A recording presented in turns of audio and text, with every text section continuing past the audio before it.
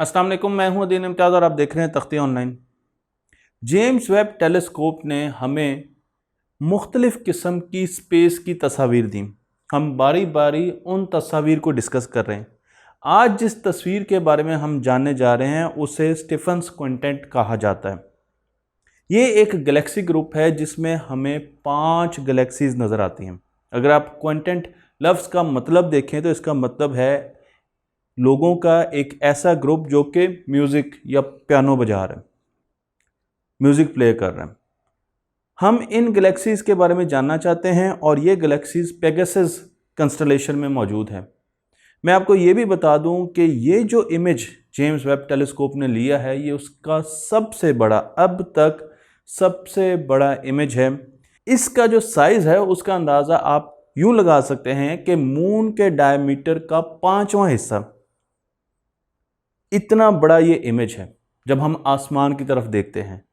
इस इमेज के लिए 155 मिलियन पिक्सेल्स यूज़ किए गए और 1000 तस्वीर को इकट्ठा किया गया ताकि इस इमेज को बनाया जा सके। इस इमेज में जिन इंस्ट्रूमेंट से काम लिया गया उसमें नियर इंफ्रारेड कैमरा है और mid infrared range camera MIRI जिसे कहा जाता है। मैं आपको ये भी बता दूं कि ये इमेज, इसका जो पूरा चौड़ाव है वो 6,20,000 लाइट ईयर्स के बराबर है। अगर आप इसे पेपर पर देखते हैं तो लाइट को एक जगह से दूसरी जगह, दूसरी हद तक जाने के लिए 6,20,000 साल चाहिए। जो 2 इंस्ट्रूमेंट हम इस्तेमाल कर रहे हैं उसमें नियर कैम है। मैंने आपको बता दिया कि नियर कैम विजिबल लाइट के पास इंफ्रारेड रेडिएशंस को डिटेक्ट करता है, जो कि आप इन तस्वीर में भी देख सकते हैं। तो इसका मतलब यह है कि ये विजिबल लाइट के बिल्कुल पास है, बहुत अच्छे रंग देता है और उसके साथ आपको यहाँ पर मुख्तलिफ टेक्नोलॉजीज़ नज़र आ रही है। कैमरा तो इसमें है, इसमें स्पेक्ट्रोग्राफ भी है, इसमें क्रोनोग्राफ भी है, जिनको मैं अपनी मुख्तलिफ वीडियोज़ में बयान कर चुका हूँ। लेकिन उसके साथ साथ इसमें इमेजिंग मोड्स भी हैं। हमारे पास बहुत से ऐसे स्पेक्ट्रोमीट्री के कंपोनेंट्स हैं जिनको यूज़ करके, इमेजिंग मोड्स को यूज़ करके हम बहुत सी इंफॉर्मेशन हासिल कर सकते हैं। यहाँ पर एक कंपैरिजन आप देख रहे हैं नियर कैम और मिरी के बीच में। मिरी एक और कैमरा है जो कि इंफ्रारेड रेंज के मीडियम हिस्से की तस्वीर लेता है। आप इसका बैंड तस्वीर में भी देख सकते हैं, इसके भी इमेजिंग मोड्स हैं और उसके साथ साथ इसमें स्पेक्ट्रोस्कोपी के भी मुख्तलिफ मोड्स हैं। अगर आप देखें तो मिरी में स्पेक्ट्रोस्कोपी के ज़्यादा मोड्स आपको यहाँ पर नज़र आ रहे हैं। आपको यहाँ पर वाइड फील्ड स्लिटलेस स्पेक्ट्रोस्कोपी भी नज़र आएगी, सिंगल ऑब्जेक्ट, स्लिटेड, इसी तरीके से multi object integral field unit हम यूज़ करेंगे और उसके साथ टाइम सीरीज़ जिसको मैं बयान कर चुका हूँ। ये वो सारे स्पेक्ट्रोस्कोपी के मोड हैं जो कि मिरी यूज़ करता है।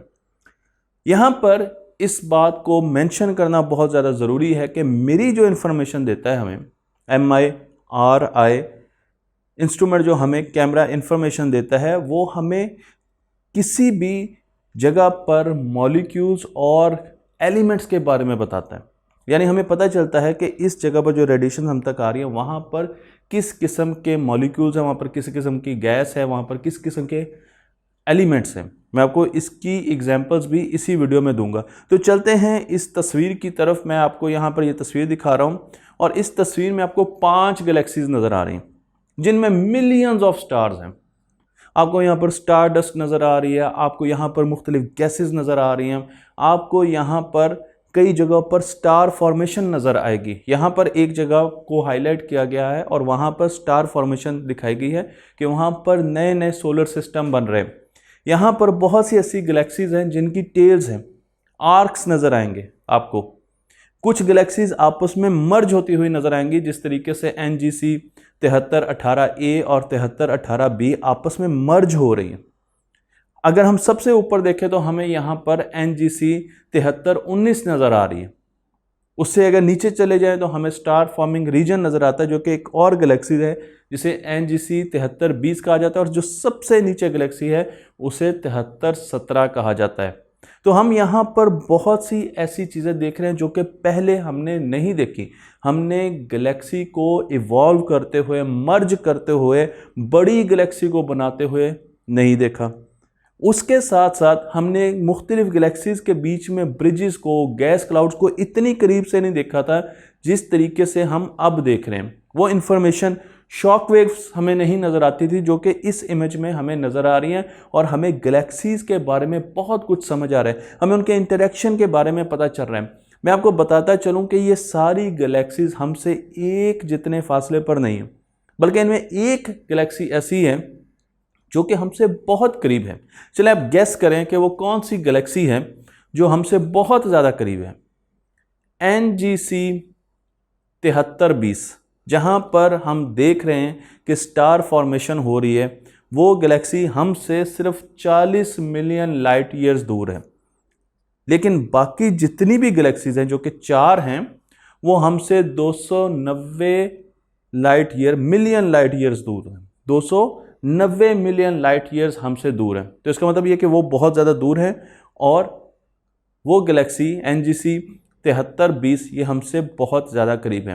मैं आपको यहाँ पर यह भी बता दूँ कि इन गैलेक्सीज का इस तरह का क्लस्टर हमें ये इन्फॉर्मेशन देता है कि ऐसी गैलेक्सीज उस वक्त हमारी कायनात में बनना शुरू हुई जबकि कायनात अपने वजूद के मराहिल से गुजर रही थी, शुरू के मराहिल से गुजर रही थी। उस वक्त बहुत बड़े मैसिव किस्म के ब्लैक होल्स बनते थे जिन्हें क्वासार्स कहा जाता था। तो ये जो टाइट ग्रुप है जिसमें बहुत सी गैलेक्सीज हैं, ये उस वक्त जब यूनिवर्स में गैलेक्सीज पैदा हो रही थी शुरू के वक्त में, उस वक्त इस किस्म की गैलेक्सीज हमें नज़र आती थी। लेकिन इन गैलेक्सीज में भी हमें एक ब्लैक होल नज़र आ रहा है जो कि बहुत बड़ा active super massive black hole है, जो कि NGC 7319 गैलेक्सी में है। और उसके गिर्द हमें एक्रीडिशन डिस्क भी यहाँ पर नज़र आ रही है, गैसेस रिवॉल्व करती हुई नज़र आ रही हैं, और वो इन गैसेस पर फीड कर रहे हैं। मैं आपको यहाँ पर जो इमेज दिखा रहा हूँ, इसमें निरकैम इंस्ट्रूमेंट भी यूज़ हुए हैं। उनके 6 फिल्टर्स इस्तेमाल किए गए। वो सारे के सारे फिल्टर इस पिक्चर में, अगर आप निचली जगह पर देखें तो आपको उनके फिल्टर्स के कोड भी नज़र आएंगे। उसके साथ साथ इस पिक्चर में आपको ये भी नज़र आएगा कि ये पिक्चर कितनी लंबी है, क्योंकि 100,000 लाइट ईयर्स यहाँ पर एक छोटी सी लाइन से दिखाए गए।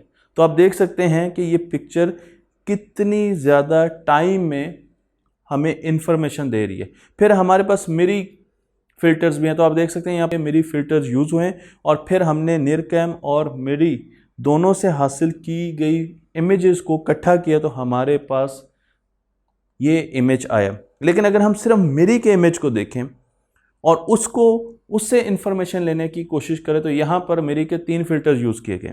इनमें जो रेड कलर के स्पॉट्स हैं, जगह हैं, वो हमें बताते हैं कि यहाँ पर डस्ट है, बहुत ज़्यादा डस्ट है, स्टार फॉर्म हो रहे हैं, यहाँ पर प्लैनेट्स फॉर्म हो रहे हैं।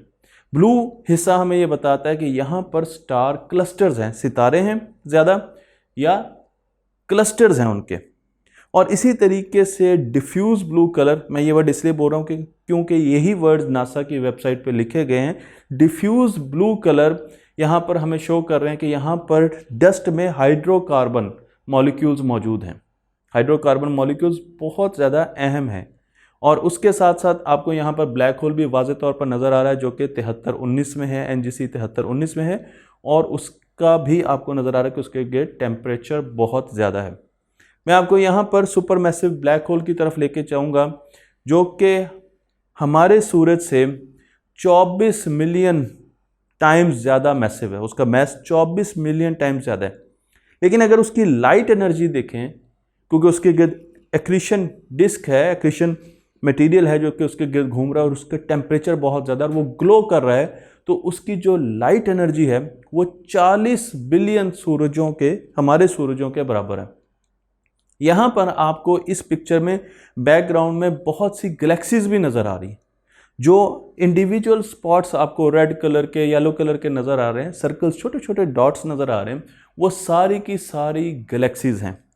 लेकिन हमने सिर्फ इसकी तस्वीर ही नहीं देखी, बल्कि हमने ये भी कोशिश की कि हम इसकी स्पेक्ट्रोस्कोपी कर सकें और हम देख सकें कि यहाँ पर किस किस्म के एलिमेंट्स मौजूद हैं। मैं आपको यहाँ पर मेरी का जो स्पेक्ट्रो मोड है, जिसे इंटीग्रल फील्ड यूनिट स्पेक्ट्रोस्कोप या स्पेक्ट्रो मोड कहा जाता है, उससे ली गई और प्रोसेस की गई ये इमेजेस दिखा रहा हूँ। यहाँ पर आपको दो ग्राफ नज़र आ रहे हैं। अगर आप देखें तो हमने ब्लैक होल को लिया है और उसके बाद ब्लैक होल को हमने वाज़े तौर पर देखने की कोशिश की है। हमने ब्लैक होल के गिर्द वाज़े तौर पर देखने की कोशिश की है और हमने उससे थोड़ा सा दूर जाकर, दोनों सर्कल्स आपको दिखा रहे हैं, वहाँ पर देखने की कोशिश की है कि वहाँ पर किस किस्म के एलिमेंट्स हैं। तो अगर हम निचले हिस्से को देखें, निचले ग्राफ को देखें, तो यहाँ पर हमें मॉलिक्यूलर हाइड्रोजन का स्पेक्ट्रम नज़र आ रहा है, उसकी स्पेक्ट्रल लाइंस नज़र आ रही हैं और उसके साथ हमें सिलिकेट्स भी नज़र आ रहे हैं। सिलिकेट्स का मतलब ये है कि यहाँ पर हमें एक ब्लैक होल रेत में छुपा हुआ नज़र आ रहा है। इस रेत के जो ज़र्रे हैं वो हमारी ज़मीन पर मौजूद रेत से बहुत ज़्यादा छोटे हैं। जो बीच पर होती है, जो साहिल समंदर पर होती है, उस रेत से बहुत छोटे हैं, लेकिन यहाँ पर डस्ट और रेत इस ब्लैक होल को ढांपे हुए। डस्ट की वजह से बहुत सी रोशनी इस ब्लैक होल से हम तक नहीं पहुँच सकती क्योंकि डस्ट उसे एब्जॉर्व कर लेती है।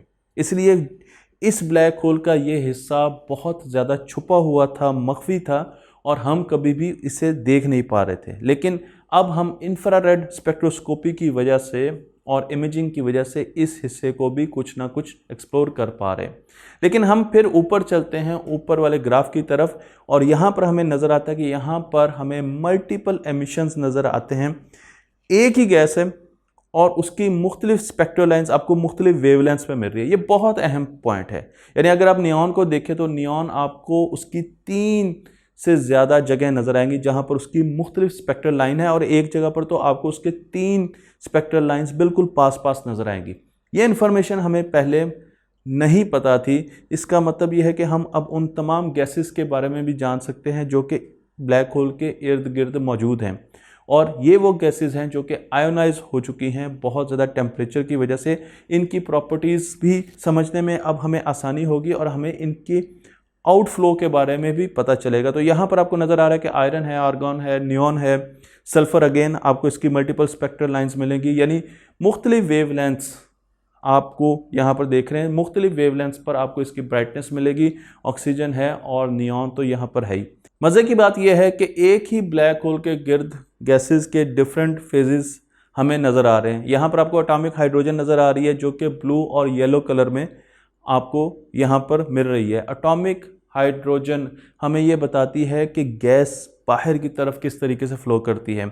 आयरन आयंस जिनको हम यहाँ पर देख रहे हैं, आप देख सकते हैं कि उनका कलर हमें ये बताता है कि यहाँ पर हॉट गैसेस मौजूद हैं। ये सारी इन्फॉर्मेशन नासा की वेबसाइट से ली गई है और जेम्स वेब टेलीस्कोप की वेबसाइट से ली गई है। और इसी तरीके से मॉलिक्यूलर गैस जो कि रेड कलर में, वो बताती है कि यहाँ पर ठंड है, कोल्ड है, और उसके साथ साथ यहाँ पर बहुत से डेंस क्लाउड्स हैं, फ्यूल है, यहाँ पर हमें बहुत ज़्यादा फ्यूल भी मिल सकता है। तो जब हमने मिरी और स्पेक्ट्रोस्कोप का इकट्ठा इस्तेमाल किया, आप यहाँ पे IFU को भी देख सकते हैं, तो हमें ये भी पता चला, हमने अब आर्गॉन आयंस, नियॉन आयंस और मॉलिक्यूलर हाइड्रोजन को जब गौर से देखा तो हमें पता चला कि इनमें मूवमेंट भी हो रही है। गैसेस में और आयंस में मूवमेंट भी है। अब ये मूवमेंट कुछ हमारी तरफ है और कुछ हमसे दूर है। बिल्कुल ऐसे जैसे ब्लैक होल के गिर्द कोई चीज़ घूमती है तो वो कभी हमारी तरफ आती है और कभी हमसे दूर जाती है।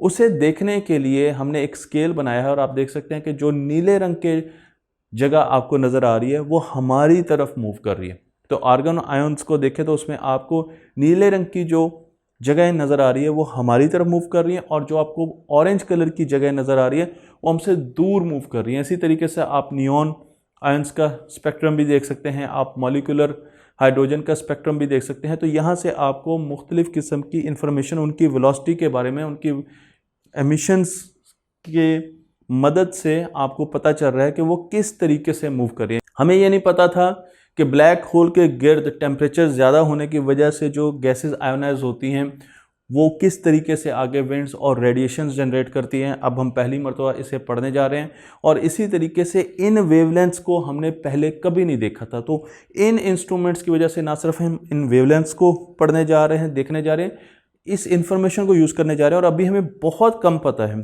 इस इंफॉर्मेशन से हमें बहुत ज़्यादा पता लगने जा रहा है, और इसलिए अभी बहुत सी ऐसी चीज़ें हैं जो कि आपको मुस्तकबिल में पता चलेंगी। मुझे उम्मीद है ये वीडियो आपको पसंद आई होगी।